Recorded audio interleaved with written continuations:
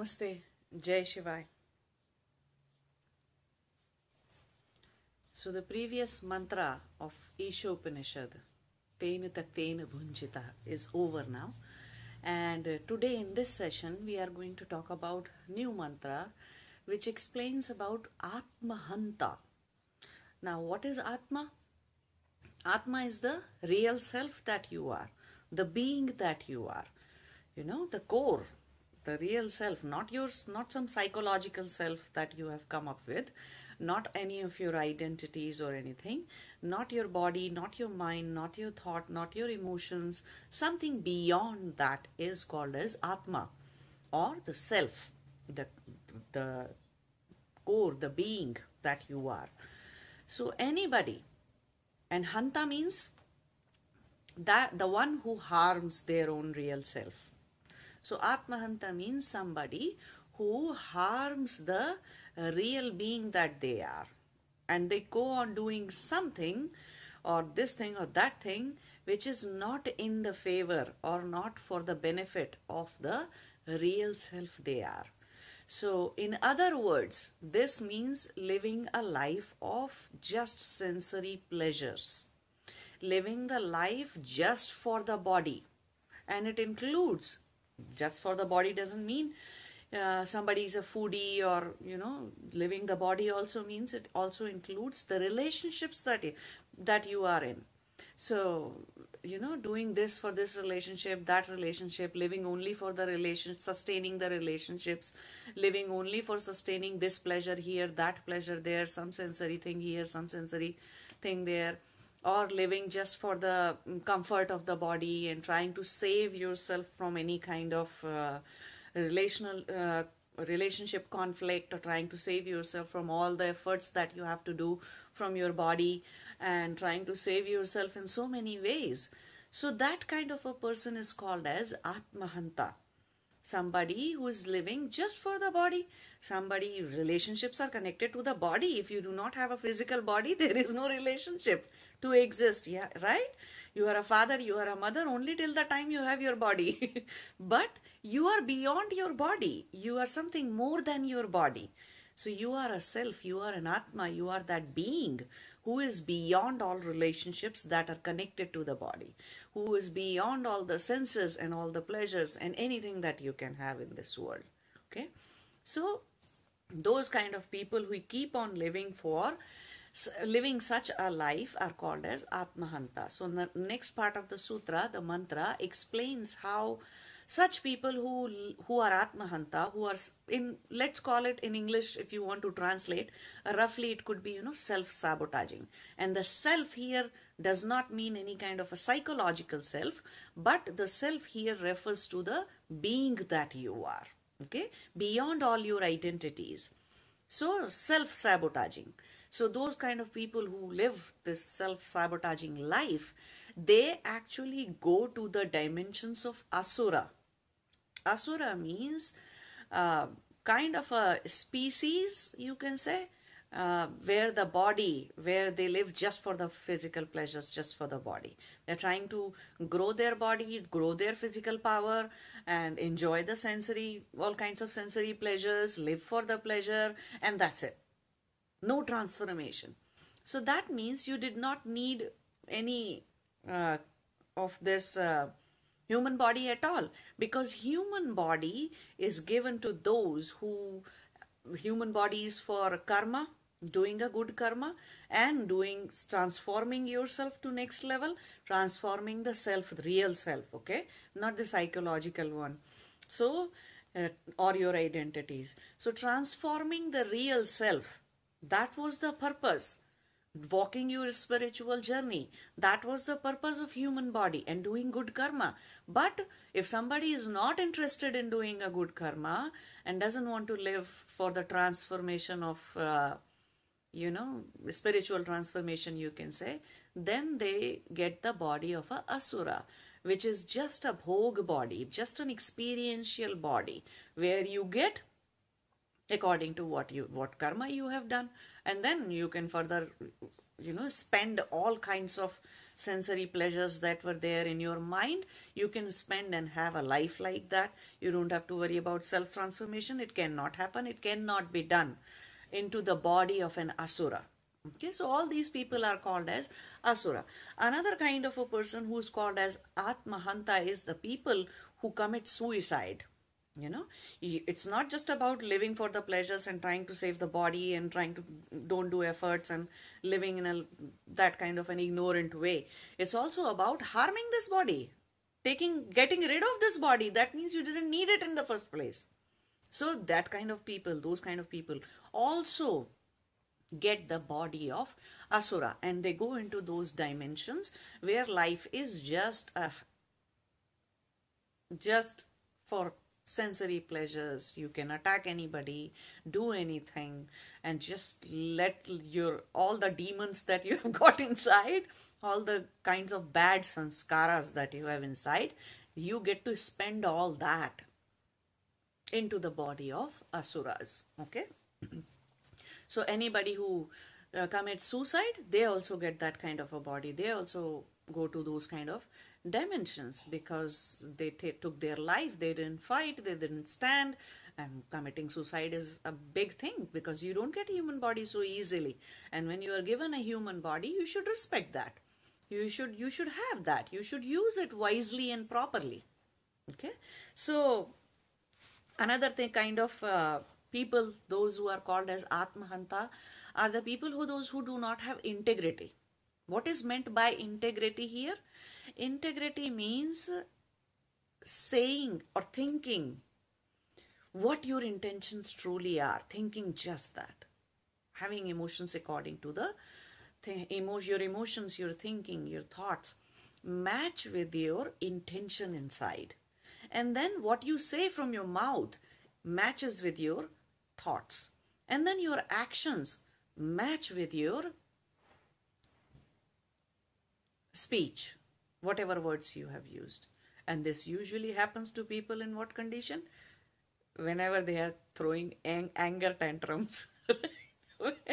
Somebody is angry, really angry, then their intention is anger, then their entire body is showing anger, and then their thoughts are, raging, and they do not even have time to pay attention to thoughts, and they just want to slap the other person or beat the hell out of the other person. And that is what they say. They might say bitter things to the other person, and they might end up beating or doing something crazy, right? So in the anger, you are 100% integrated personality. But that's a bad example that I am giving you. But it's just easy to understand that how authentic you could be in your angry mode, how integrated you could be in your angry mode. But exactly in the same way, being like that all the time, living with integrity all the time. And it's not so easily visible in yourself. It's hard to catch in yourself because you always will think that, no, this is my intention. And other person may tell you that even though you are saying this, but you meant that. You meant something else. Or that maybe you are saying this, but in your mind you are thinking about something else. You see how some people come to doubt what you said. Some people might be, giving you food or serving you in one way or the other, but in your heart you may know that they do not want to do that. They do not want to serve you at all. They do not want to give you that. Still, they are giving maybe out of some compulsion or something, but you know intention behind that because it's visible.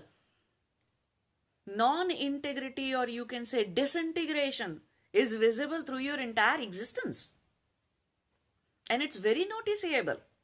So many times you come to doubt or some people's intention, and it happens a lot in relationships. You are manipulating you're trying to manipulate your partner, emotionally blackmail your spouse or partner or your kid or any loved one around you. Your boss, your manager at work may try to emotionally blackmail you by saying, oh, you are the best person I have, only you could do that. Can you stay 2 extra hours to do this? So you see, manipulating people.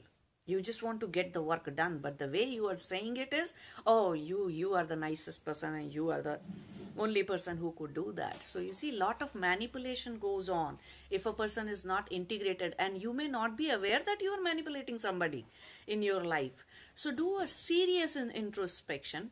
Look within yourself if you are manipulating other people around you on the name of your need, your physical need, your financial need, your emotional need, your intellectual need. Are you manipulating the people around you?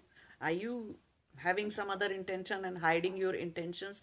Because this sutra explains that when you keep doing that for a very, very long time, then there comes a time when you genuinely may want to do something. It is not going to happen. Your body is not going to support you. Your mind, your intellect is not going to support you.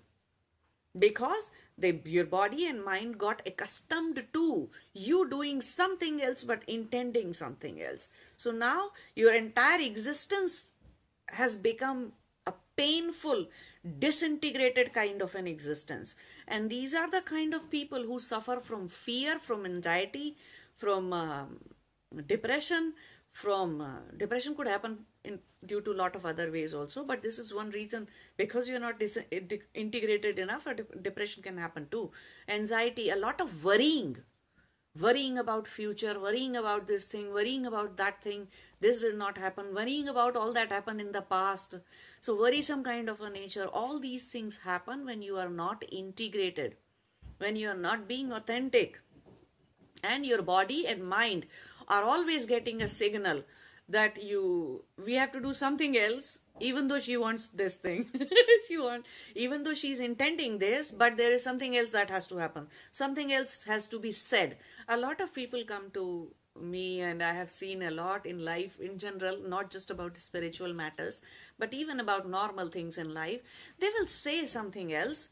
If they ask me a question, and if I try to answer them, and I'm answering them what they are asking me on their face value, without referring to their intention all the time, because people are not aware of their intentions deep down, and they are asking something, but that is not what they meant to ask. They wanted to ask something else, but this is the question that they are asking. So on the name of saving your face, on the name of hiding your ignorance, on the name of hiding something else, you pretend and you ask and you keep up a face and you create so many personalities just to live in this society, to go around in the world.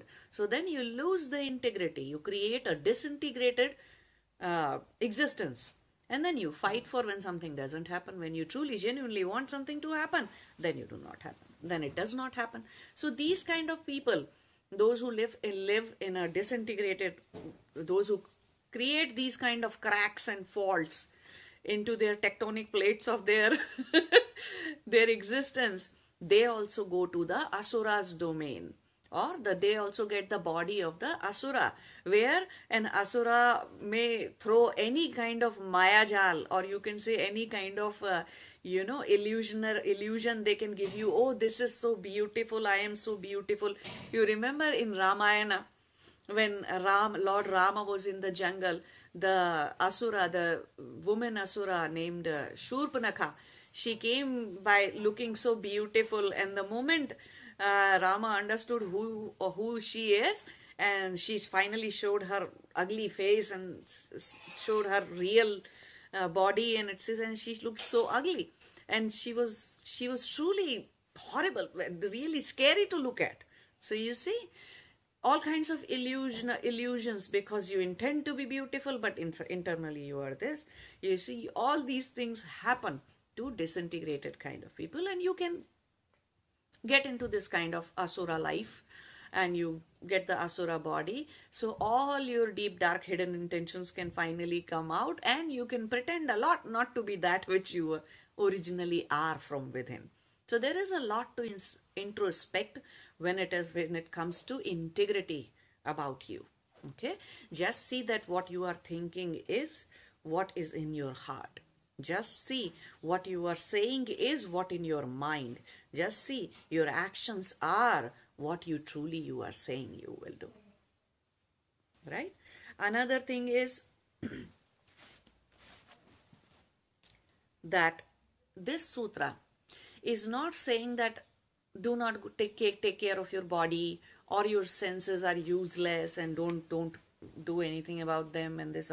No, don't go to that extreme either. Means take care of your body in a very good way, because if your body is healthy, if your body is alive, if your body is fully vibrant with the life force, the prana shakti, only then you can walk your spiritual journey and do your tapasya and your sadhana.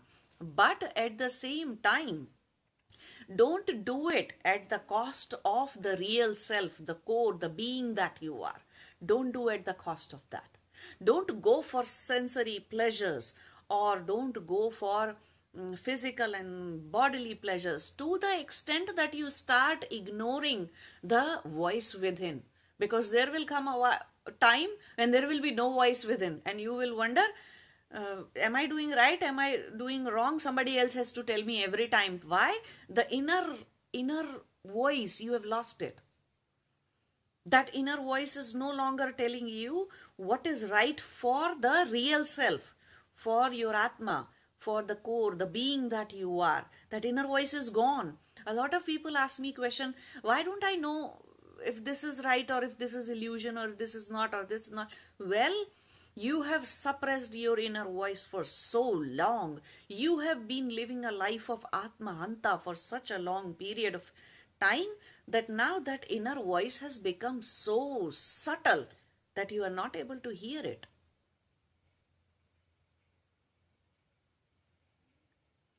So, introspect about your inner voice as well. In how many things in life you truly hear the voice, no, this is wrong. Thinking like this is wrong. Saying this is wrong or bad for you. Doing something like that is a bad karma for you. Why doesn't a light bulb clicks in your head? Every time you think a wrong thought, every time an illusionary wisdom or some misconception happens to you, every time wrong knowledge is, somebody is trying to give you wrong knowledge, why doesn't the light bulb or that inner voice is loud enough for you to stop right away? Because you have suppressed it for so long. So introspect yourself, on these two aspects, in integrity, how much integrity you are living with all the time. How much inner voice is still alive in you. No matter how your business may be going down, or you may be about to lose your job, or your relationship might be on the verge of breaking, no matter what, are you standing for truth? Are you standing for that inner voice which tells you what is right, what is wrong? Don't do anything at the cost of sabotaging the real self. Namaste. Jai Shiva.